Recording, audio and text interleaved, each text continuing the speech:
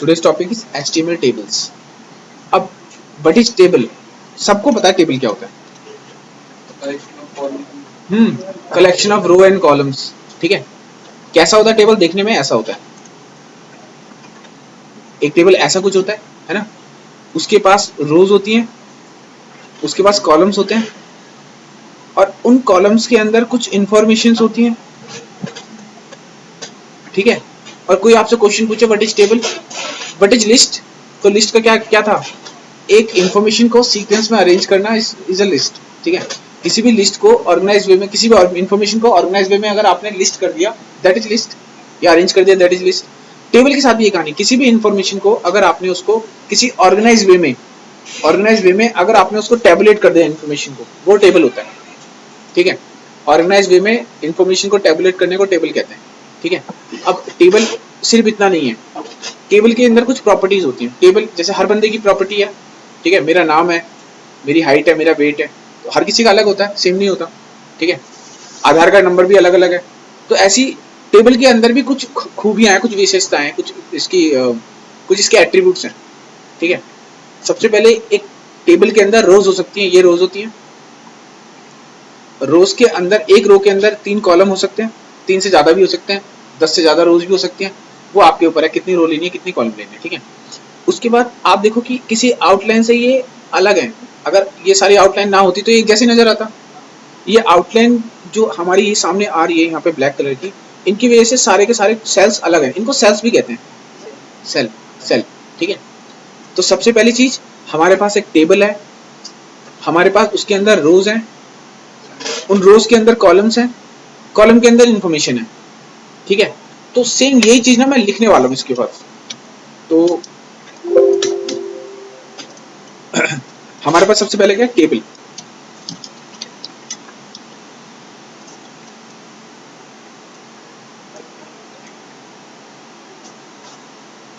ये complete table है।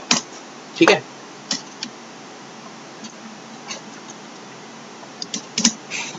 और हमारे पास इसमें उन टेबल्स की रो है, ये रो है, दिस कंप्लीट रीजन इज रो। देखो ये एक रो है, ये सेकंड रो है, ये थर्ड रो है, ये फोर्थ रो है, इसी तरीके से so on and so fourth. ठीक है, इन टीआरस के अंदर है टेबल सेल, या टेबल के अंदर डेटा, ये डेटा है टीडी। मैं इसको ब्लैक कलर का कर देता हूँ और थोड़ा प्रोमिनेंट हो जाएगा।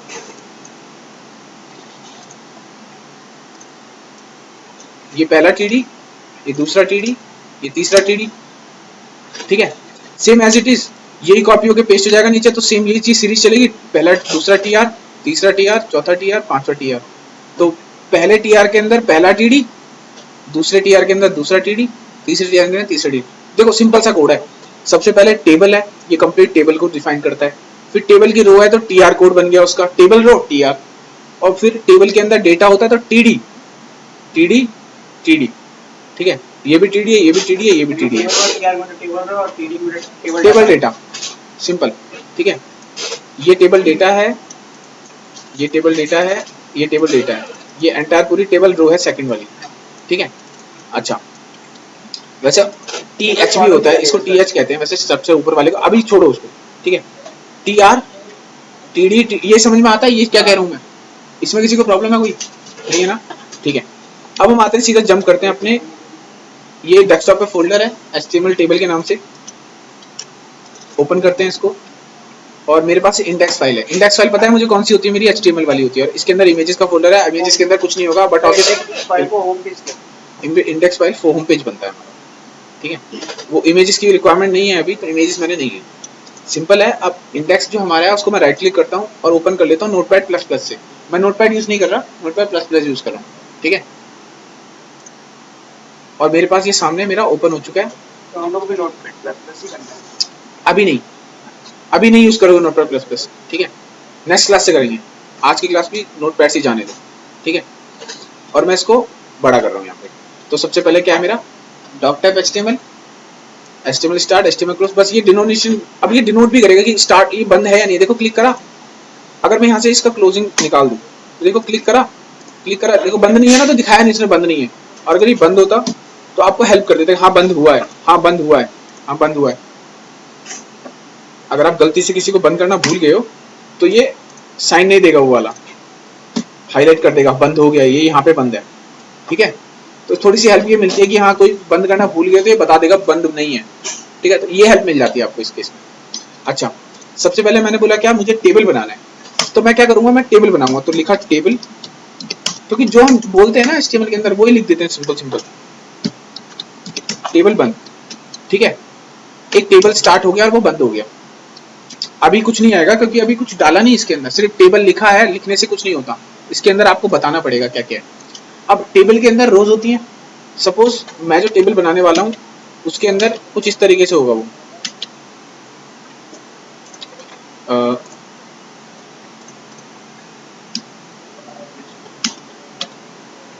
इसको ब्राउजर पे ओपन कर लेते हैं पहले, कंट्रोल ऑल्ट शिफ्ट, देखो रन पे जाके, और run with launch in Chrome या control alt shift R shortcut होता है इसका। तो ये ऐसा दिखाएगा, माई ब्लॉग लिखा है इसमें, मैं इसका नाम चेंज करके इसको कर देता हूँ टेबल,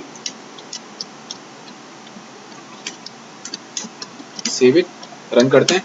तो देखो टेबल आ गया ऊपर टाइटल में। अब मैं इसको पटक के यहाँ रख रहा हूँ और इसको यहाँ रख रहा हूँ, सामने सामने हम कोडिंग करते हैं, सामने सामने रिजल्ट देखते हैं क्या क्या निकल रहा है, ठीक है।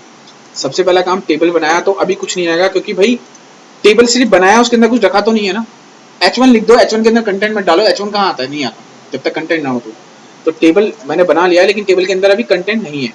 अब मैं क्या करता हूँ, मुझे जो टेबल बनाना है उसमें मुझे 2 रो और 2 कॉलम चाहिए। तो सबसे पहले तो रो बनेगी, रो डिफाइन होगी। तो रो का कोड होता है TR, टेबल की रो, TR डिफाइन किया। और टेबल की एक रो के अंदर मैं चाहता हूँ कि 2 सेल हो, उसके अंदर आया और लिखा पहले TN के अंदर TD और फिर TD, और टेबल के अंदर इंफॉर्मेशन भी होगी कुछ ना कुछ, तो मैंने A लिख दिया इसके अंदर, ठीक है। और एक और TD बनाते हैं,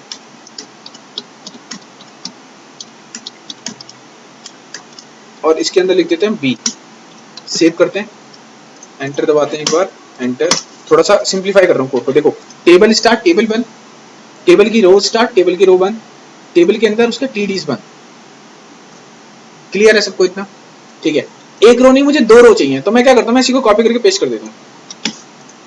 बार बार लिखने से अच्छा है एक बार कॉपी पेस्ट भी हम इजीली कर सकते हैं। और C and D सेव करते हैं। अब इसको रन करते हैं। यहाँ पे देखो कुछ हुआ, कुछ तो हुआ, लेकिन टेबल जैसा नजर नहीं आ रहा, ठीक है। मैं जूम कर देता हूँ थोड़ा सा इसको, ताकि और अच्छे से दिख जाए।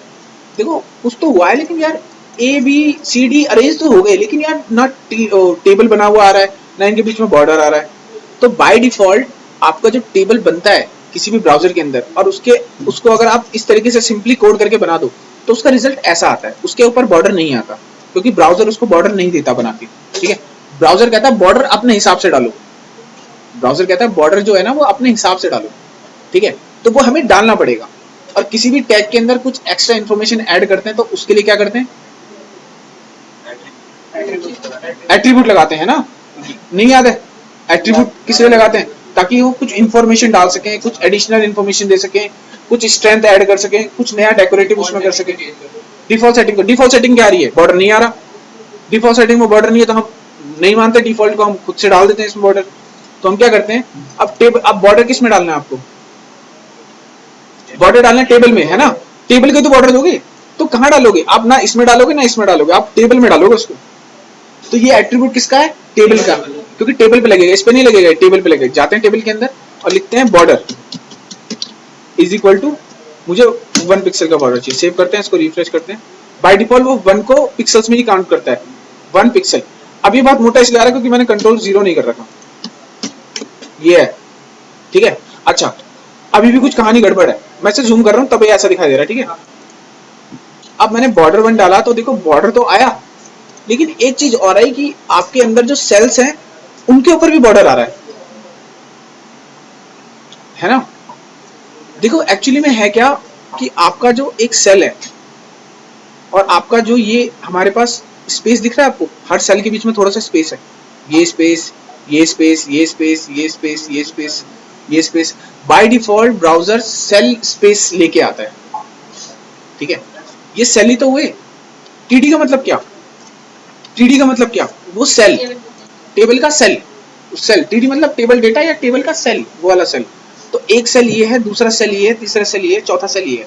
मैं चाहता ये हूँ कि जो पहला सेल है, दूसरा सेल है, तीसरा सेल है, चौथा सेल है, इनके बीच में जो स्पेसिंग आ रही है ना, इक्वल है सब जगह, मैं वो स्पेसिंग हटाना चाहता हूँ इनकी, ताकि वो प्रॉपर हमारा टेबल की तरह दिखाई दे। तो कुछ नहीं करना है, अंदर आने इसके लिखना है cell spacing is equal to, मैं चाहता हूँ वो 0 हो जाए, सेल स्पेसिंग मुझे चाहिए ही नहीं। सेव करते हैं, रिफ्रेश करके चेक करते हैं, सेल स्पेसिंग खत्म। अब आप देखोगे तो वो एक टेबल जैसा नजर आ रहा है। ठीक है, सबसे पहले क्या करना था, सबसे पहले बाय डिफॉल्ट जो हमारा ब्राउजर होता है वो बॉर्डर नहीं देता, तो हम बॉर्डर डाल देते हैं, फिर वो सेल स्पेसिंग देता है तो वो सेल स्पेसिंग हटा देते हैं, तो मुझे कुछ बॉर्डर, कुछ मेरा टेबल जैसा अब नजर आने लगा ये हल्का सा। और मुझे पता है मेरे पास 2 टीआर थे, तो देखो 2 टीआर हैं, और 2 पहले टीआर के अंदर पहला टीडी दूसरा टीडी, पहले टीआर के अंदर पहला टीडी दूसरा टीडी, दूसरे टीआर के अंदर पहला टीडी दूसरा टीडी, दूसरे टीआर के अंदर पहला टीडी दूसरा टीडी। मुझे बताओ इसमें किसी को डाउट है कोई भी? अब मुझे बस, अब कहानी ये है कि यहाँ पे ये छोटा दिखाई दे रहा है ना, मैंने क्या किया था, मैंने जूम कर लिया था इसको ताकि आप बड़ा करके देख सको। ठीक है, ये बाय डिफॉल्ट आता है ऐसा है। अभी मैंने इसको बोला थोड़ी है बड़े हो जाओ ना, बोला ही नहीं कुछ भी कि आपको फॉन्ट की साइज को बड़ा करना है, नहीं बोला। ठीक है, तो अभी वैसे ही आएगा जो ब्राउजर डिफॉल्ट देता है आपको 16 पिक्सल ही। ठीक है, अब हम आते हैं अगले एट्रीब्यूट के पास। थोड़ा से मैं इस साइड ले जा रहा हूं ताकि मैं इसे खोल सकूं पूरा। ठीक है, अब कहानी ये है, ये रहा ब्राउजर और ये रहा मेरा HTML डॉक्यूमेंट। हमने सीखा बॉर्डर एट्रीब्यूट, हमने सीखा सेल स्पेसिंग एट्रीब्यूट। ठीक है, अगला जो एट्रीब्यूट है उसे हम कहते हैं सेल पैडिंग।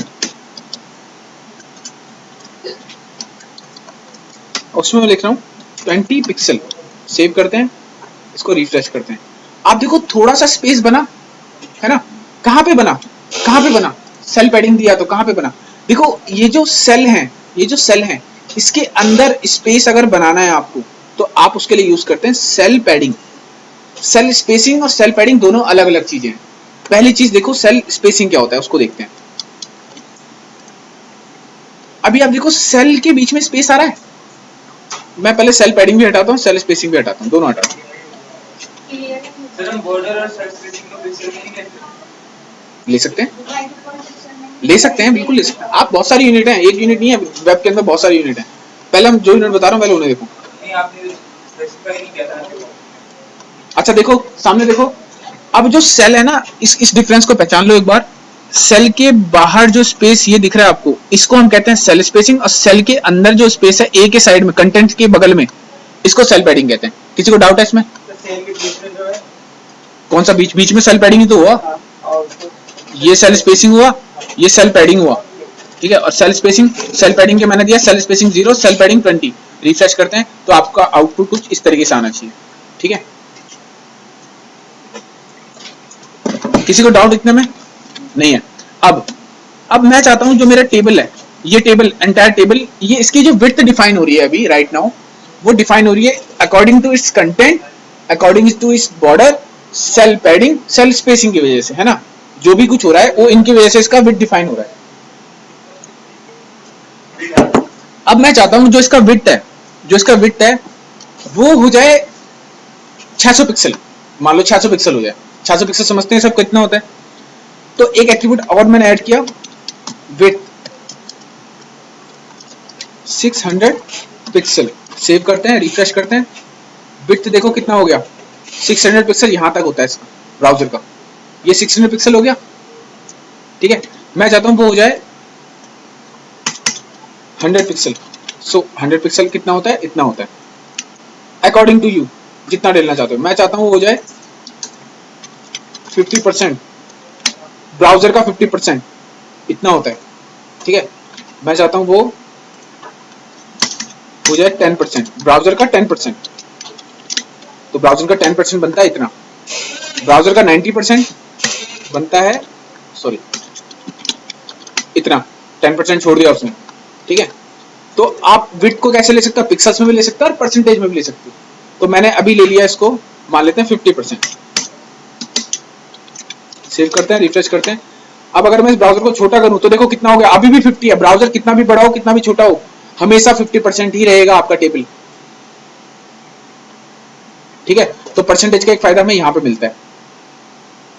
इतना सबको क्लियर है? मैं आगे पढ़ा देता हूं, ये करके देख लेना फिर आप। ठीक है, अगला एट्रीब्यूट है, हम चाहते हैं कि इसके पीछे कलर आ जाए। ठीक है, सॉरी, अगला एट्रीब्यूट अलाइन पढ़ते हैं पहले। तो ये जो डब्बा है अभी 50% पे है, इसकी विड्थ 50% है, ठीक है। मैं ऑल्ट टैब दबाता हूँ, इसको ले आता हूँ, इसको बड़ा कर लेता हूँ, ऑल्ट टैब से यहाँ जा सकता हूँ, ऑल्ट टैब से यहाँ जा सकता हूँ, ठीक है। Toggle between software. अब एक काम करते हैं, इस डब्बे को बिल्कुल सेंटर में ले आते हैं ब्राउजर के। तो उसको क्या बोलते हैं, अब उसमें भी तो पढ़ा था फोटोशॉप में, align, align left, align right, align centre, etcetera etcetera etcetera, top align, bottom align, ये सब, ठीक है। तो अभी के लिए अलाइन जो चलेगा वो 3 तरीके से चलेगा, इसमें या तो लेफ्ट हो सकता है, या तो वो लेफ्ट में जमा रहेगा, या सेंटर में आ जाएगा, या राइट में आ जाएगा। तो हम लिखते हैं अलाइन सेंटर, सेव करते हैं, चेक करते हैं, पहुंचा सेंटर में। मैं कहता हूं अलाइन राइट, पहुंचा राइट में। मैं कहता हूं फिर से अलाइन कुछ भी नहीं, तो बाय डिफॉल्ट क्या होता है, लेफ्ट, पहुंच गया लेफ्ट में। तो मैं इसे सेंटर में बना रहा हूं। किसी को हाँ हाँ हाँ, पैराग्राफ में जाओ, अलाइन लिख दो, align centre, align right, align right, paragraph H1 में लिख दो।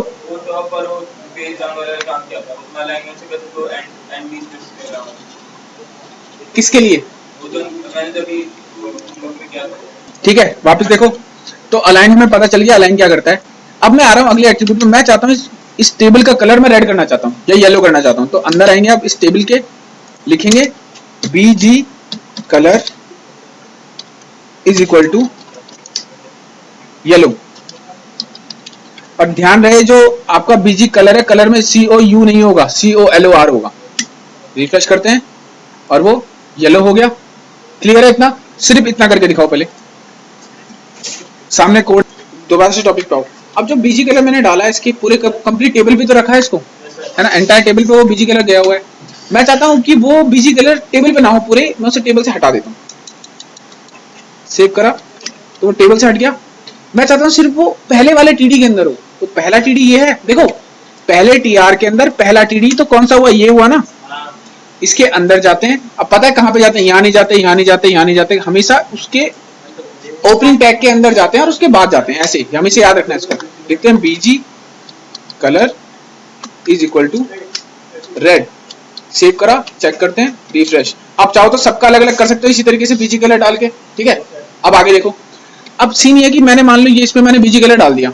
मैं चाहता हूं इसका जो टेक्स्ट है ना वो कहां आ रहा है, लेफ्ट में आ रहा है, लेफ्ट में आ रहा है। और टेबल को अलाइन करना होता तो मैं क्या करता था, align centre, align left, align right. तो लेकिन वो होता क्या था उसमें टेबल पे लगाने से, पूरा का पूरा टेबल उठ के चलता था। मैं चाहता हूं कि ये जो मेरा कंप्लीट TR है ना, देखो TR, ये पूरा TR, इसके अंदर जितने भी टेबल के डेटाज हैं, देखो ये TR है ना पूरा, मैं इसमें से ये भी निकाल रहा हूं 2 मिनट, ये तो आपको आ गया, ठीक है। सेव करते हैं, रिफ्रेश करते हैं। मैं चाहता हूं जो पहला TR है, पहला TR कौन है, यही तो है। इसको ऐसे देख लो, पहला TR कौन है, पहला TR यही तो है, ये रहा। तो पहले TR के अंदर जितना भी मटेरियल है ना, सारा का सारा सेंटर में आ जाए, मैं ये चाहता हूं। तो मैं अंदर जाता हूं, TR के लिखता हूं अलाइन सेंटर, सेव करते हैं, रिफ्रेश करके देखते हैं, देखो पहुंच गया सेंटर में, पहुंच गए दोनों सेंटर में। मैं चाहता हूं राइट में हो जाए, तो लिखा राइट, हो गया राइट में। अब मैं चाहता हूं कि जो दूसरा TR है वो लेफ्ट में हो जाए पूरा। तो मैं दूसरे TR के अंदर जाता हूं, लेफ्ट में है ऑलरेडी, सेंटर में जाता हूं, तो अलाइन सेंटर, सेव करते हैं, हो गए सेंटर में। अब मैं चाहता हूं कि जो इसको हटा देते हैं, वापस पहुंच गया वापस लेफ्ट में, बाय डिफॉल्ट लेफ्ट में जाता है। मैं चाहता हूं सिर्फ C जाए सेंटर में और कुछ नहीं, सिर्फ C सेंटर में जाए। तो C किसमें, TD इसमें, तो अलाइन सेंटर C वाले में, TD में लगा दो, पहुंच गया। मतलब आप अलाइन भी किसी को कर सकते हो, टेक्स्ट के कलर भी किसी को, सॉरी बैकग्राउंड कलर के कहीं पे भी लगा सकते हो, टेबल में भी, किसी सेल में भी, किसी रो में भी, ठीक है। इतने में किसी को डाउट है? मुझे जितना भी टेक्स्ट है ना सारा सेंटर लाइन करना है पहले। तो सबसे पहला काम मेरा ये है, मैं चाहता हूँ कि सारा सेंटर लाइन हो जाए। तो उसके लिए कोड क्या लगता है, TR के अंदर अलाइन सेंटर। HTML है आपका, केस सेंसिटिव नहीं है, आप कैपिटल में लिख सकते हो, पर हम हमेशा स्मॉल में लिखते हैं। क्यों लिखते हैं कि रीडेबिलिटी इशू नहीं होता, रीडेबल होगा, इजीली अंडरस्टैंडेबल होगा, बहुत कोड क्लीन नजर आएगा, एक्सेट्रा एक्सेट्रा, बहुत सारे रीजन हो सकते हैं, ठीक है।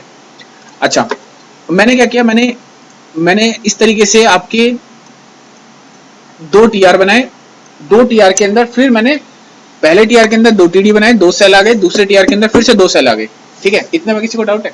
नहीं है। अब मैं चाहता हूं मेरा जो टेबल हो ना वो ऐसा ना हो, वो ऐसा हो कि पहला टीआर हो और वो जो पहला टीआर है कंप्लीट उसके अंदर सिर्फ ए लिखा हो बीच में और ये लाइन ना आए। दैट मीन्स क्या, इस वाले सेल को इस वाले सेल में मर्ज करना पड़ेगा, है ना, इस वाले सेल को इस वाले सेल में मर्ज करना पड़ेगा, तभी ये काम हो सकता है, नहीं तो नहीं होगा, पॉसिबल नहीं है, क्योंकि बीच में लाइन है। दैट मीन्स कि दो सेल है हमारे पास डिफरेंट डिफरेंट। तो मुझे करना है ये काम है इसमें कि मुझे इन दो सेल्स को एक बनाना है। तो इन दो सेल्स को एक बनाने के लिए या तो ए को बी में घुसाओगे या बी को ए में घुसाओगे, ऐसे करना पड़ेगा, नहीं होगा बिना उसके, ठीक है। तो आप क्या करेंगे, इसको हम कहते हैं, हम कॉलम्स कहते हैं, कॉलम्स है ना, तो कॉलम्स को मिला रहे हैं एक दूसरे में, कॉलम को स्पैन कर रहे हैं, कॉल स्पैन, कॉलम की स्पैनिंग कर रहे हैं, ठीक है। एक सेल दूसरे में अपने आप को मिला ले रहा है, उसे स्पैनिंग कहते हैं। तो कॉल स्पैन कर रहे हैं, तो कॉल स्पैन कैसे करते हैं, या तो हम ए को बी में मिला दें या बी को ए में मिला दें, ठीक है योगेश। देखो इन दोनों को मर्ज करना है आपस में, तो इसको हम कॉल स्पैन कहते हैं। क्यों कहते हैं, क्योंकि कॉलम्स मिल रहे हैं आपस में, रो तो नहीं मिल रही, कॉलम्स मिल रहे हैं, तो कॉल COLSPAN, कॉल स्पैन, ठीक है। अब किसको किस में मिलाना है वो पहले देखना होगा, या तो ए को बी में मिलाते हैं या बी को ए में मिलाते हैं, ठीक है। अब यहाँ पे आते हैं कोड पे, तो या तो इसको मिलाओ इसमें या इसको मिलाओ इसमें। तो इसको मुझे मान लेते हैं मुझे बी को ए में मिलाना है, तो बी तो पहले हटेगा यहाँ से, क्योंकि मिल जाएगा तो रहेगा नहीं फिर यहाँ पे एक्सिस्टेंस इसका, तो मैंने हटा दिया, ठीक है। अब आप देखो कि यहाँ पे दो हो गए, यहाँ पे एक रह गया, प्रॉब्लम क्रिएट हो गई, है ना। केमिस्ट्री में भी बैलेंस करते थे हम दोनों इक्वेशंस को, यहाँ पे क्या है, अब इक्वेशन बैलेंस नहीं है आपका, एक टीआर में तो एक टीडी है और एक टीआर में आपके दो टीडी है, मतलब एक में एक है और एक में दो है, दो प्रॉब्लम क्रिएट हो गई। आपको क्या करना है, हमेशा बैलेंस रखना है प्रॉब्लम को। तो या तो करो ये कि इसमें भी एक और टीडी घुसाओ तो ही काम होगा, या फिर आप इसके अंदर एक काम और कर सकते हैं कि हम चाहते हैं कि मैंने जो ये था, मेरा जो ये वाला था, इसको मैंने यहां से हटा के इसके अंदर मर्ज कर दिया, ठीक है। फिर से एक बार देखो, मुझे इसके अंदर से ये हटा के इसमें मिलाना है, तो पहले तो इसको हटा देंगे, हटा दिया। अब देखो यहाँ दो हो गए और यहाँ पे एक ही रह गया, प्रॉब्लम बैलेंस नहीं है। प्रॉब्लम को बैलेंस करना है तो आपने बी को हटा के किस में मिलाया, ए में मिलाया, तो ए के अंदर जाएंगे, जिसके अंदर मिलाते हैं ना उसके अंदर जाते हैं, स्पेस देंगे, लिखेंगे कॉल, जो कॉलम है ना वो मैंने इसके अंदर मिला दिया, स्पैन कर दिया, इज इक्वल टू, अब यहाँ पे कितने रहेंगे, कितना है यहाँ पे, एक ही नंबर तो है, और हमारे पास टोटल कितने होने चाहिए थे, दो होने चाहिए थे, क्योंकि दो यहाँ पे दो यहाँ पे होने चाहिए, तो हम यहाँ पे नंबर लिखेंगे दो। ये कैसे लिखते हैं पता चला, फिर से देखो, सबसे पहले इसको वापस अंडू करते हैं, ऐसे था, मैंने इसको हटा के इसको हटा दिया यहाँ से, और मेरे को किस में मिलाना है, इसमें मिलाना है, तो मैं यहाँ जाऊंगा और लिखूंगा कॉल स्पैन, और मुझे मैंने कितने मिला दिए, पहला एक तो ये खुद ही था और एक मैंने इसके अंदर फिर मिलाया, तो अभी हो गई ये दो। और अगर आप प्रॉब्लम देखोगे तो दो यहाँ पे हैं, दो इस टीआर के अंदर है और दो इस टीआर के अंदर, प्रॉब्लम भी एकदम इक्वल है। आप सेव करेंगे और चेक करेंगे तो देखो ये मिल गया आपस में, ठीक है। इसमें किसी को डाउट है, टेबल है वो जल्दी से मैं क्रिएट करके दिखा रहा हूँ आपको। तो सबसे पहले तो मेरे पास टेबल है बना हुआ है सामने, और ये रहा टीआर, कितने रोज है कितने कॉलम्स हैं, 5 है, तो मैं इसी को डुप्लीकेट कर रहा हूँ, 1 2 3 4 5, सब में XX वैल्यू डाल रहा हूँ, ठीक है। और ये टीआर कितनी बार कॉपी पेस्ट होगा आपका, 5 बार, तो मैं एक ही बार ना इसमें एक एट्रीब्यूट डाल रहा हूँ, अलाइन सेंटर,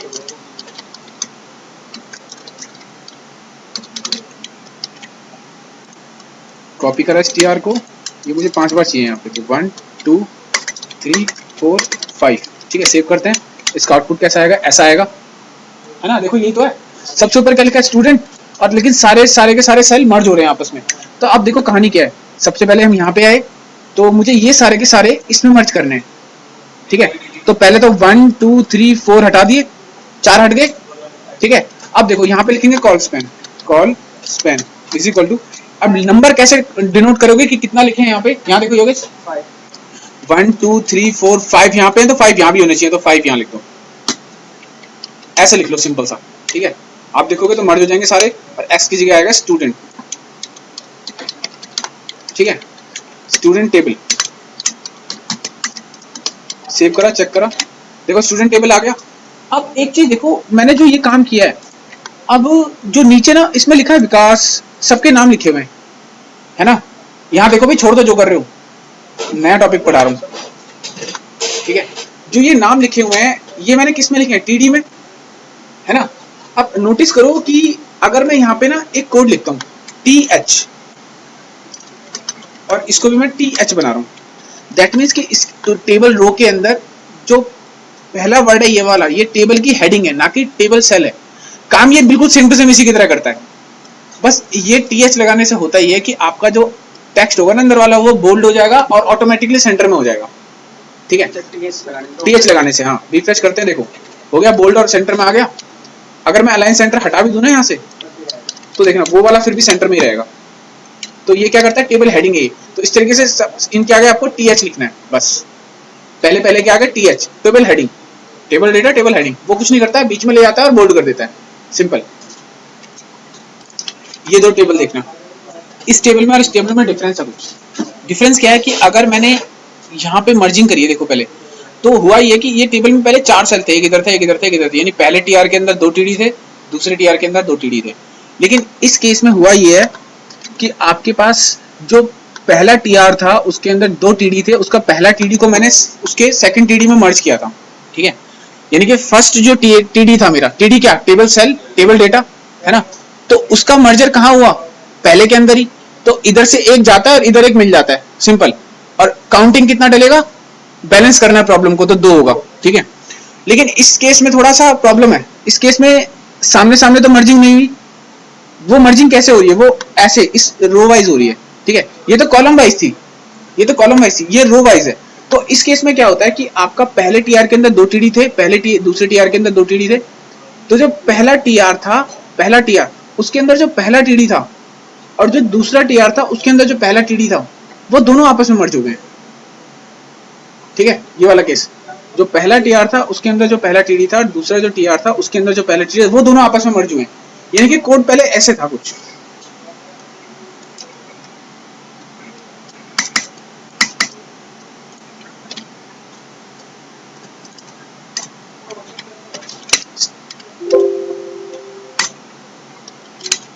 स्टार्टिंग में कुछ इस तरीके से था।